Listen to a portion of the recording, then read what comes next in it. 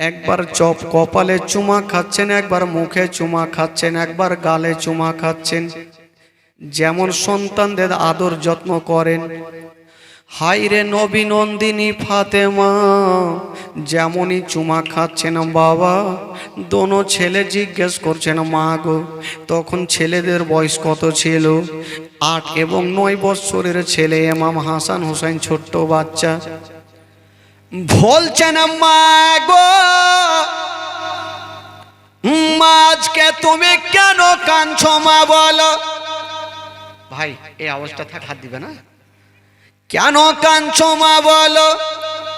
বলছেন ওরে লাডলা দুলারা, ওরে কলেজারা পারা, ওরে নয়নের তারা, একবার তোমরা আমার বুকখানে চলে আসো রে বেটা। দোনো ছেলেকে মা বুকখানে ভরে নিয়া যেন ডুগরে ডুগরে কাঁদছেন বাবা। আর চোখ দিয়ে ঝরঝর করে পানি।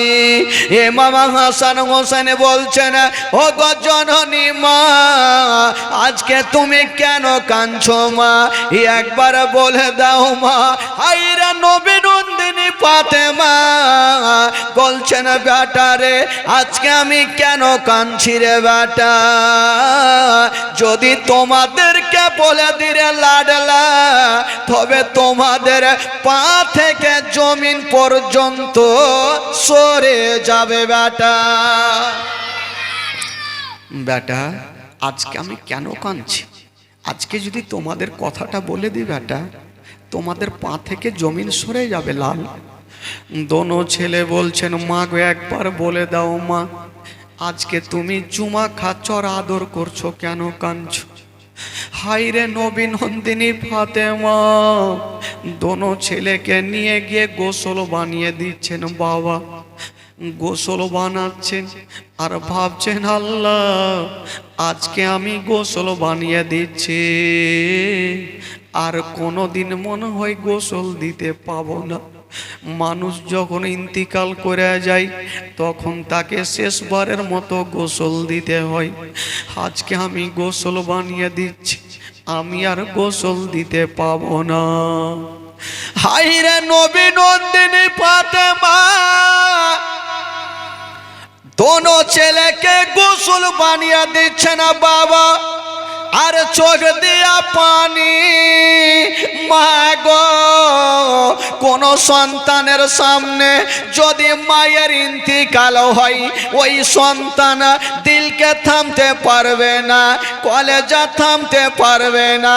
হাইরে নবী নন্দিনী ফাতেমা দোনো ছেলেকে গোসল বানায়া সুন্দর পোশাক পড়ায়া বাবা গো বুকখানে ধরে নিয়েছেন আর বলছেন বেটা রে, আজকে তোমাদের একটা কথা বলবো বেটা, তোমরা আর যেন দুঃখ করিও না, কথাটা ধ্যান দিয়ে শুনে রাখো।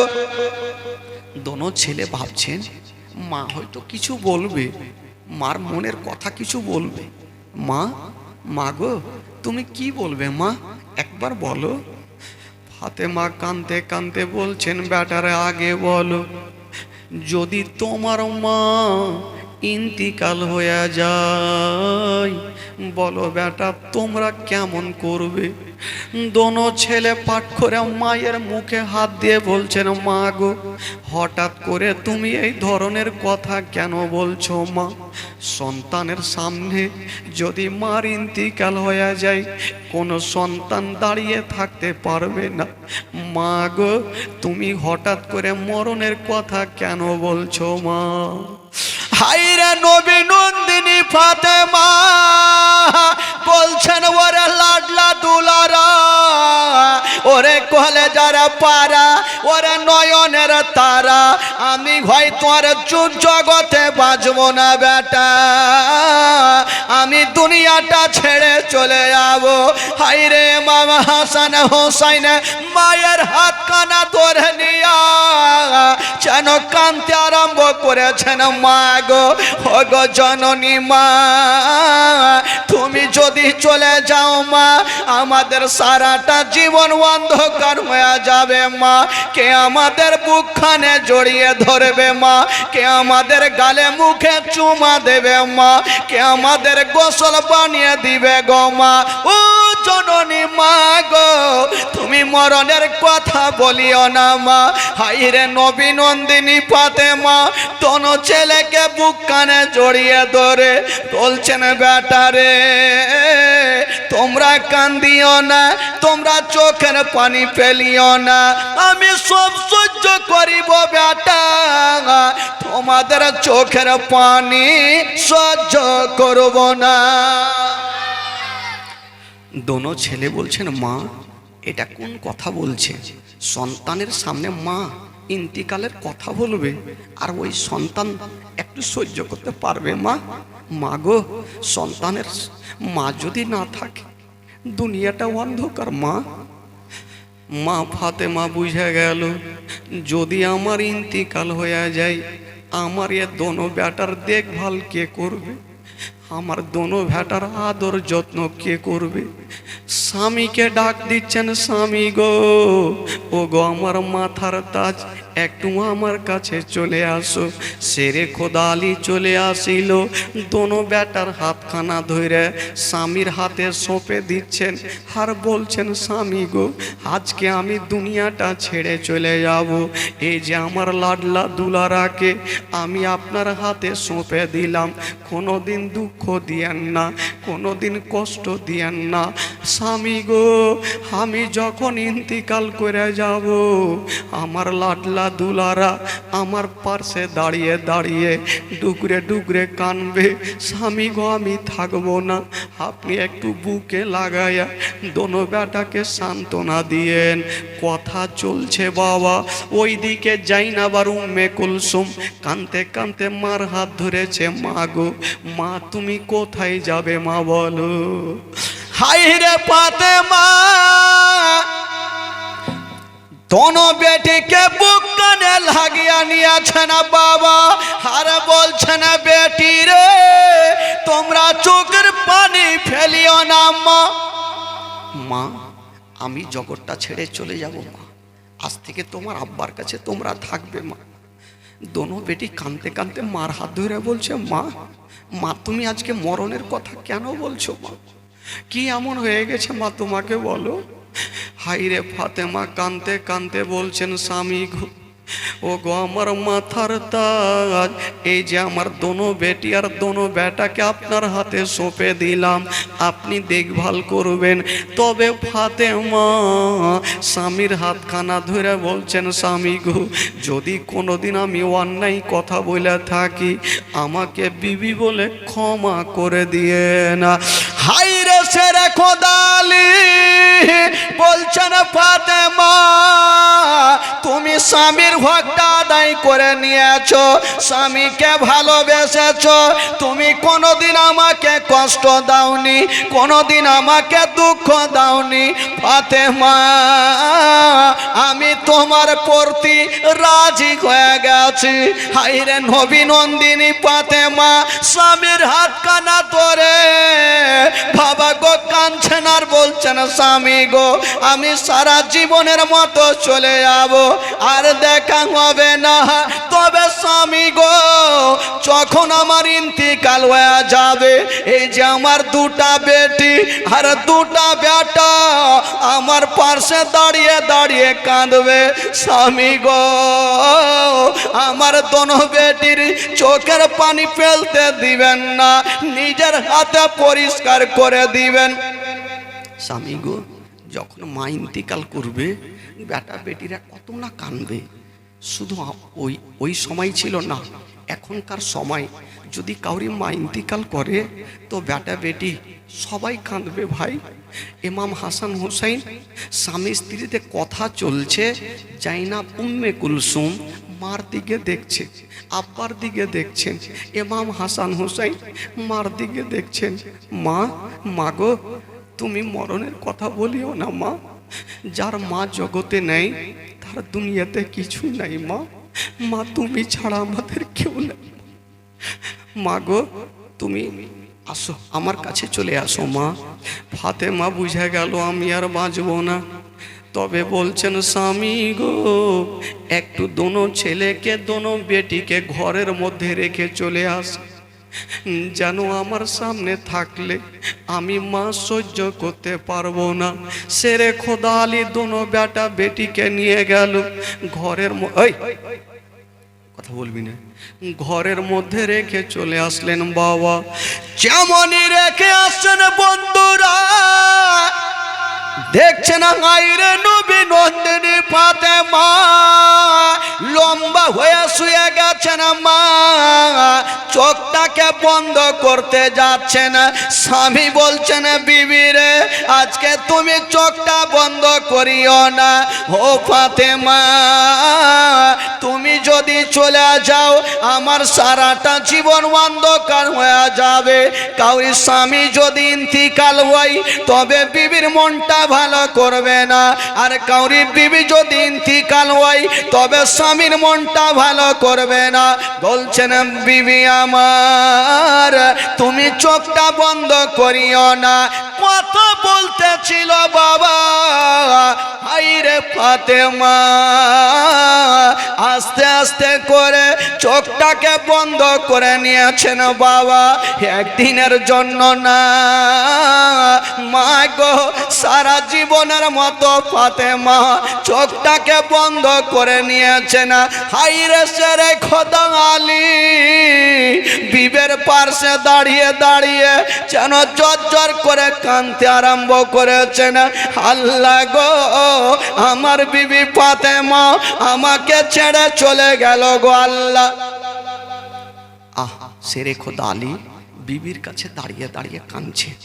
বাবা গো জীবনী কাকে বলে? ইমাম হাসান হোসেনের জীবনী একটা একটা কথাতে বুক ফাটা কষ্ট। সেরে খোদা আলী কাঁদছে বিবির পাশে দাঁড়িয়ে, আর ওই দিক থেকে ইমাম হাসান হোসাইন ঘরের মধ্যে থেকে চলে আসলো। আব্বা আব্বা গো আমার মা কোথায়? যখন মানুষ ইন্তিকাল করে যায় তখন কি করে, সাদা কাফনে সুন্দর করে ঢেকে দেয়। ফাতেমাকে ঢেকে দেওয়া হয়েছে। দোনো ছেলে বাপকে জিজ্ঞেস করছেন আব্বার হাত ধরে, আব্বা আমার মাতে এক্ষুনি কথা বলছিল, আমার মা কোথায় গেল? সেরে খোদা আলী বলছেন বেটা রে তোমার মা এত দূরে চলে গেছে বেটা, আর কখনো তোমাদের ছেলে বলে বুকখানে নিবে না। দোনো ছেলে বলছেন আব্বা গো এটা কেমন কথা বলছেন আব্বা, আমার মা তো একটু আগে আমাকে বুকে লাগিয়েছিল। কি হয়েছে গো? বলছি কথা বলিনি, একটু দাঁড়ান তো আপনারা, চুপচাপ বসে।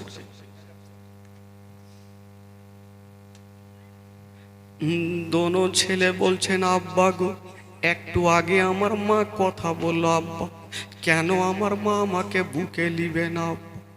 বলছেন বেটা রে তোমার মা সারা জীবনের মতো চলে গেছে বেটা, আর কখনো তোমাদের ছেলে বলে বুকে নিবে। দোনো ছেলে থাকতে পারলেন না, কাঁদতে কাঁদতে ঘরের মধ্যে চলে গেছে।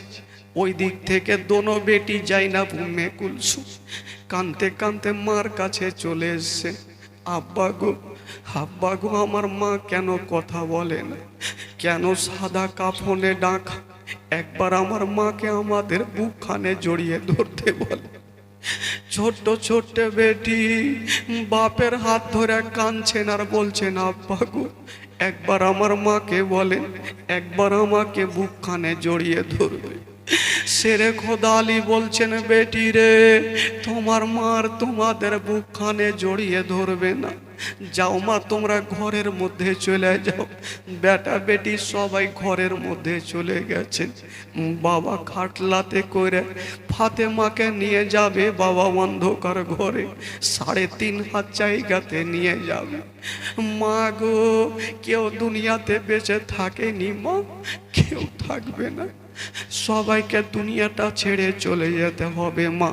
3.5 হাত জায়গাতে কেমন করে থাকবেন মা, চিন্তা করেন খালা। মা ফাতেমার খাটলাখানা যেমনই উঠাতে যাবে, ওইদিকে দোনো বেটা কাঁদতে কাঁদতে চলে আসলো। বাপের হাত ধরেছেন, আব্বা গো, আব্বা গো, আপনাকে একটা কথা বলবো আব্বা। কি হলো রে বেটা? আব্বা গো, আমার মাকে নিয়ে চলে যাবে, আর মাকে তো দেখতে পাবো না।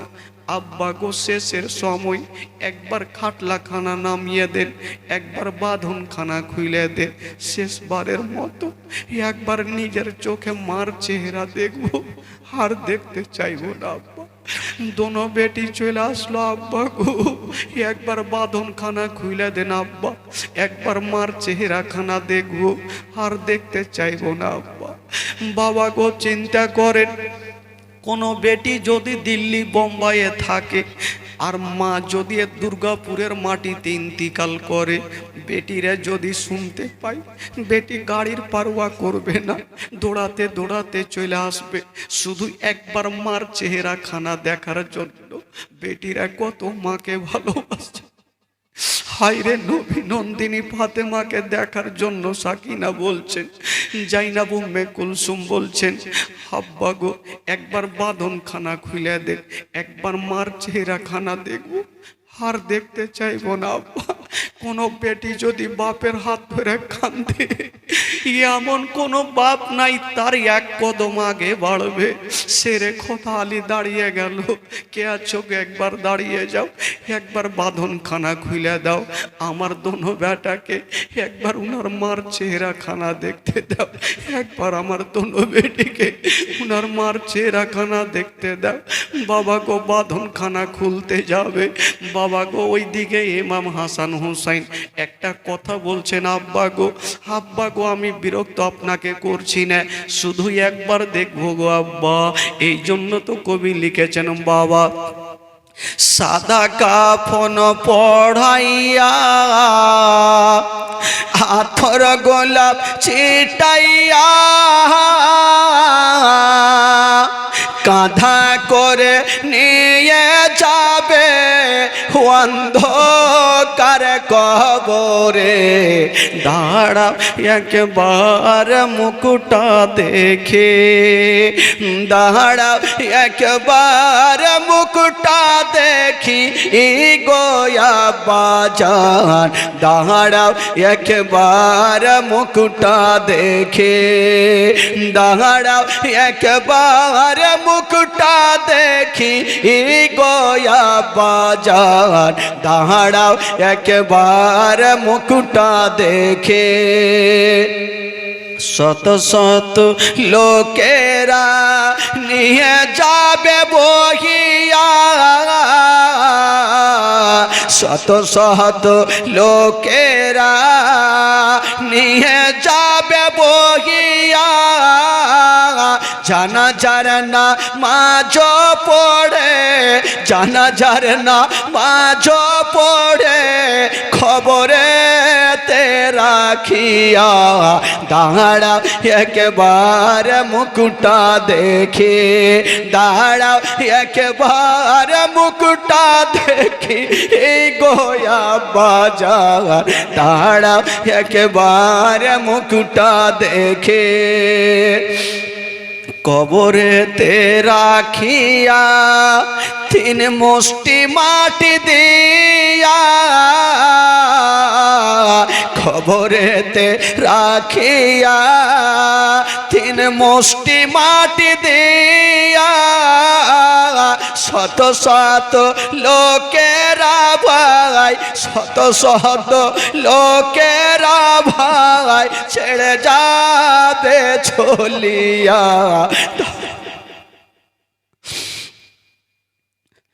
দোনো ছেলে বলছে, একটু বাঁধনখানা খুলে দেন, মার চেহারা দেখব। সেরে খোদালি থাকতে পারলেন না, কাঁদতে কাঁদতে বলছে, কে আছো গো, একবার আমার বিবি ফাতেমার বাঁধনখানা খুলে দাও।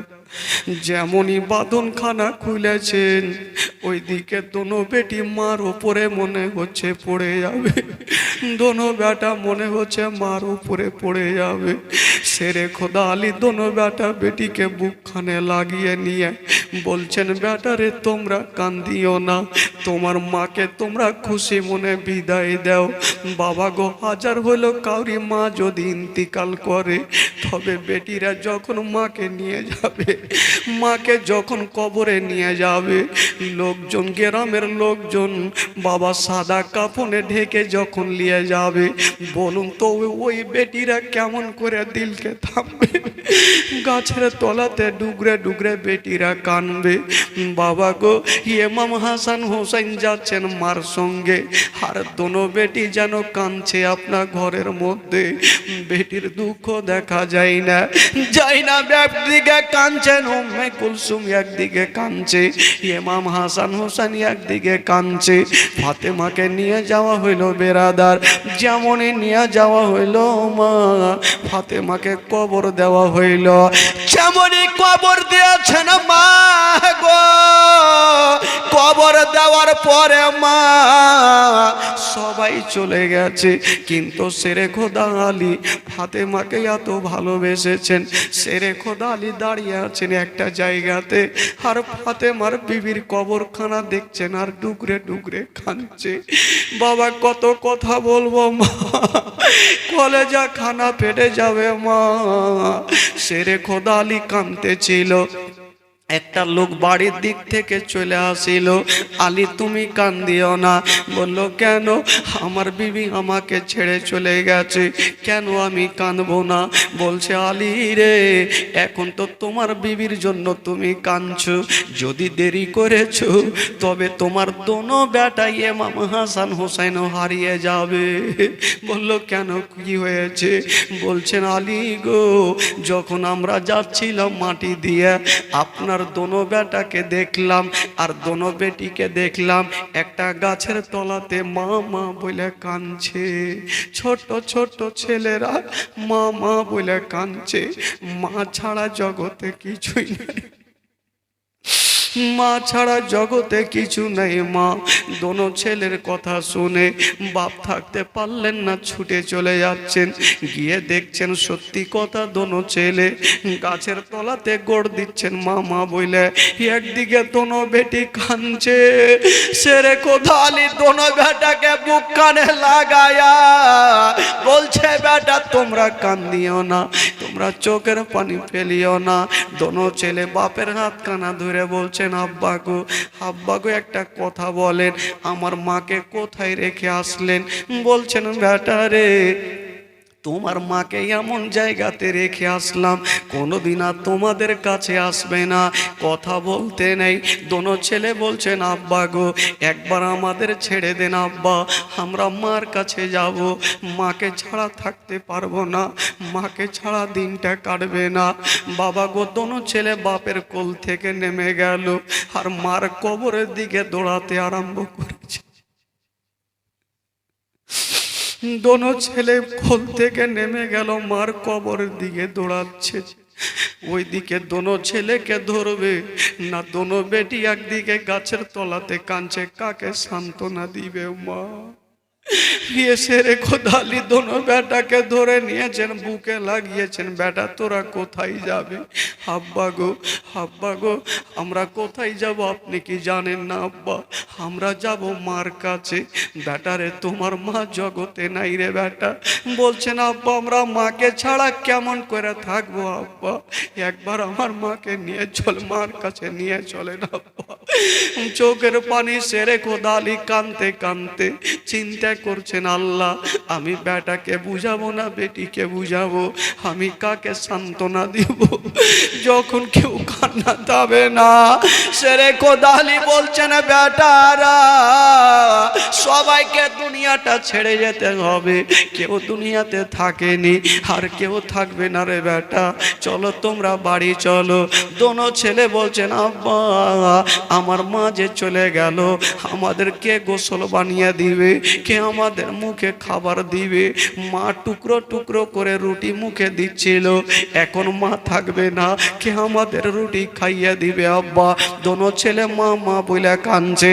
সেরে খোদালি বলছেন বেটা রে আর মা মা বলে কান্দিও না, মা মা বলো না, মা গো মা বলো না, মা মা বলো না, মা গো মা বলো না, মা মা বলো না, মা গো মা বলো না। মায়ের সেবা না করিলে, মায়ের সেবা না করিলে জান্নাত মিলবে না। মা মা বলো না, মা গো মা বলো না, মা মা বলো না, মা গো মা বলো না, মা মা বলো না, মা গো মা বলো না।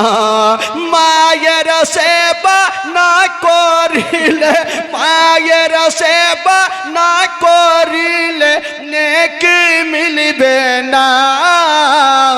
মা মা বলো না, মা গো মা বলো না, মা মা বলো না, মা গো মা বলো না। ও গো আম্মা কোথায় গেলে? কে বলছেন? দোনো ছেলে আর দোনো বেটি বলছেন। কি বলছেন? ও গো আম্মা কোথায় গেলে আমারে ছাড়িয়া? ও গো আম্মা প্রাণে একাই আমার ভালো লাগবে না। ও গো আম্মা কোথায় গেলে আমারে ছাড়িয়া? ও গো আম্মা প্রাণে একাই আমার ভালো লাগবে না।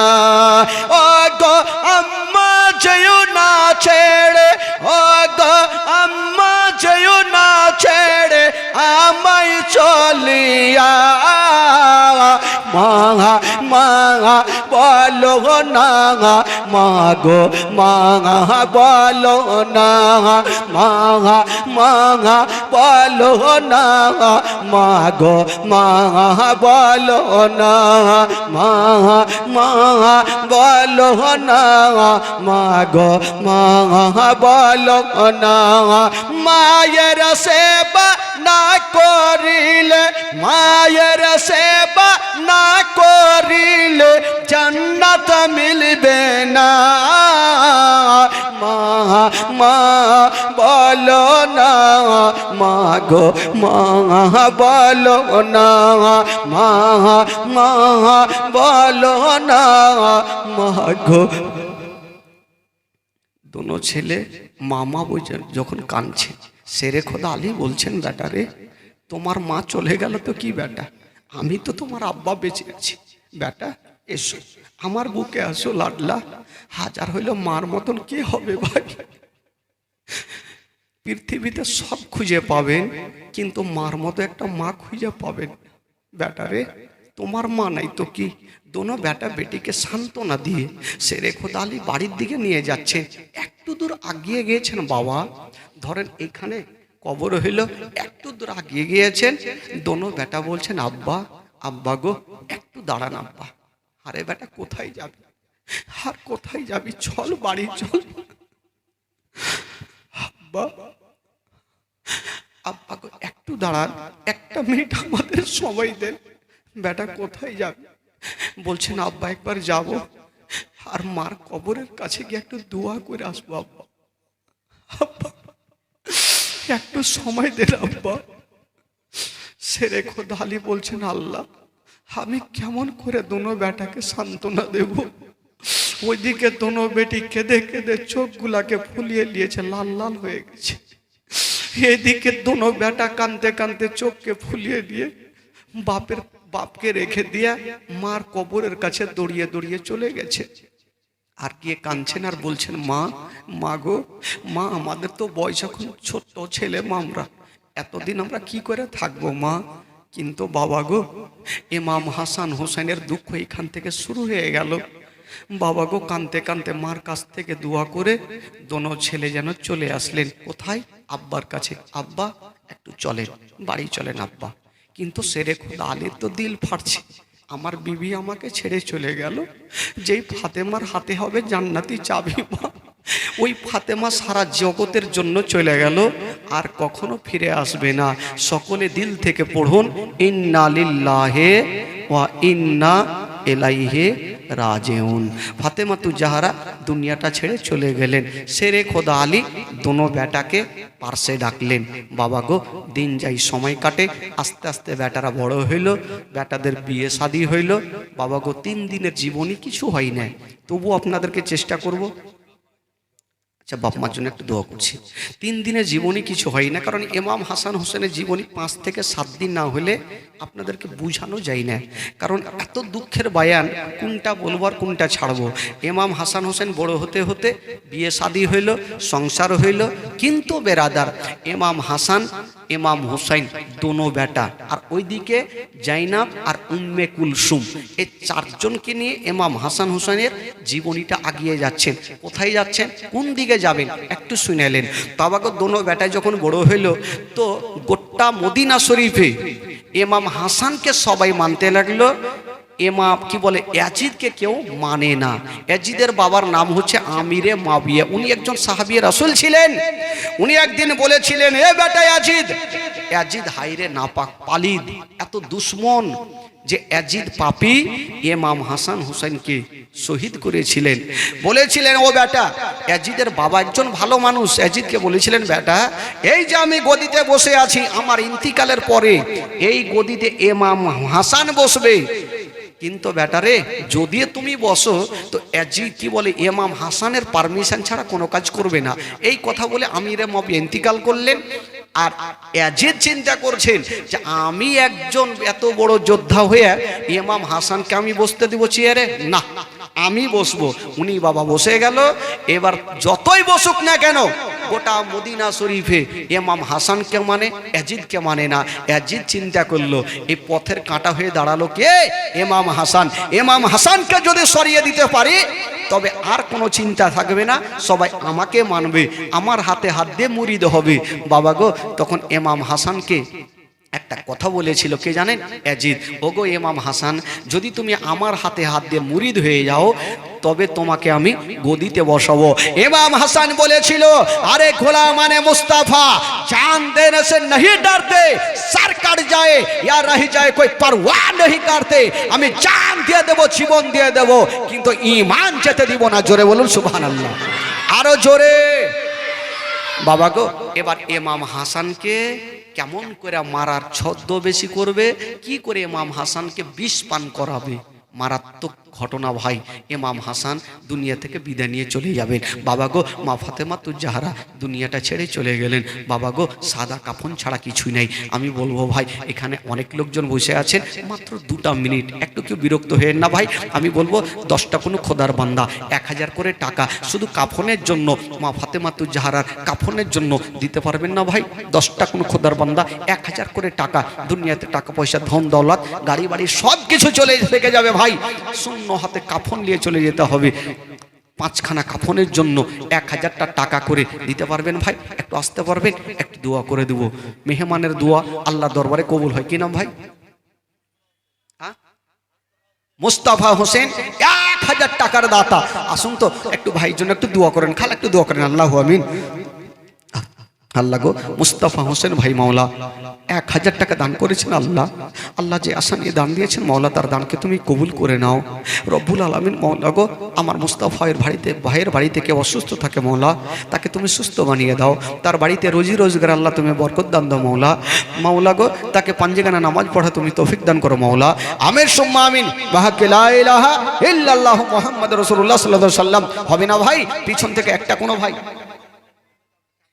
হ্যাঁ বলছি একটা কোনো ভাই আছেন পিছন থেকে, এই যে আরেকটা হয়ে গেল, এদিকে একটা ওইদিকে একটা, মাশাল্লাহ একটু নিয়ে আসেন, কষ্ট করে নিয়ে আসেন বাবা, একটু হাত মিলিয়ে যান, কারণ মা ফাতেমা তো জাহরা ইন্তিকাল করে গেছেন বাবা। মা গো আপনাদের মধ্যে কেউ হবে না খালা, কারণ ফাতেমাকে রাজি কেউ করতে পারবেন না, 500 করে টাকা একটু পাঠান তো কমিটি ভাই, একটু চাদর নিয়ে চলে যান, 500 করে টাকা শুধু কাফনের জন্য মা, শুধু কাফনের জন্য চেয়েছি মা গো, কিচ্ছু যাবে না সাথে মা, এই 5খানা কাফন শুধু যাবে বাবা গো।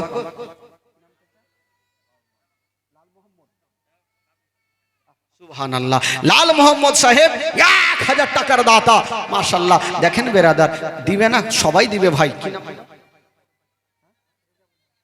সুবহানাল্লাহ, রেজাউল সাহেব দেখেন উনি কত ভালোবাসেন কাফনের জন্য, উনি 2000 টাকা দান করেছেন, মাশাআল্লাহ। এরকম দিলওয়ালা হওয়া দরকার আছে ভাই, দিলওয়ালা না হলে কিছুই হয় না বেরাদার। 2000 টাকা রেজাউল সাহেব দিয়েছেন, কারণ জানেন কাফনের জন্য দিয়েছেন 2000 টাকা বাবা গো। আর কেউ হবে না, রেজাউল সাহেব দিয়েছেন 2000, আর কেউ দিতে পারবেন না 2000 টাকা? একটু কাফনের জন্য দিতে পারবেন না ভাই? কোনো বাবা চাচা, আরে আজকে আছেন কাল নেই, জীবনী তো শোনাবেন, আজকে খোদার কসম জীবনী শোনাবো। জীবনী কাকে বলে? কারণ এই লাইনটা হয়তো আপনারা কখনো শুনেননি, শোনাবো ভাই। সামনে বারে এসে আমি অন্য শুনিয়েছিলাম, এবার আলাদা লাইনে চলছি। একটা কোনো ভাই দিতে পারবেন না? মাত্র 1 মিনিট সময় নিব, বেশি সময় নেব না, যেহেতু জীবনী শোনাতে হবে। একটা কোনো খোদার বান্দা আর দিতে পারবেন না 2000 টাকা? একটা কেউ আছেন? যদি আজকে না থাকে আপনি লেখান, কালকে দিন যে হুজুর নিয়ে আসতে পারিনি, আমি কালকে দিব, আমার মার জন্য একটু দোয়া করে দেন, বাপের জন্য দোয়া করে দেন। মেহমানের দোয়া আল্লাহ দরবারে কবুল হয়। আজকে আপনাদের জন্য আমি মেহমান, খোদার কসম আজকে দোয়া করে দেবো। একটা কোনো ভাই চাচা 2000 টাকা, কোনো যোগ্য মাই যোগ্য বেটা, একটু ইশারা করেন তো ভাই, হতে পারবেন কেউ 2000 টাকা আছেন?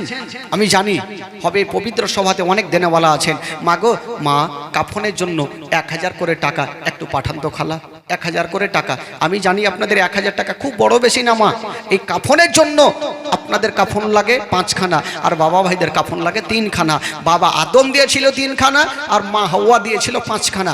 এর সুন্নাতটা আমরা পালন করে যাই। মা গো 5খানা কাফনের জন্য 1000 টাকা আমার 3টা মা একটু দিতে পারবেন না খালা? একটু কষ্ট করে মা গো, কাফন ছাড়া কিছু যাবে না। আর ভাই আপনারা 3খানা কাফনের জন্য একটা কোনো খোদার বান্দা 1000 টাকা দিতে পারবেন?